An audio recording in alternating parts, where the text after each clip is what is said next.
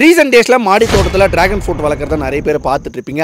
ஆமாங்க, ரொம்ப எளிமையான மெத்தடில் வீட்டு தோட்டமாக இருக்கட்டும், மாடி தோட்டமாக இருக்கட்டும், டிராகன் ஃப்ரூட்டோட செடிகளை ரொம்ப சூப்பராக வளர்க்க முடியும்.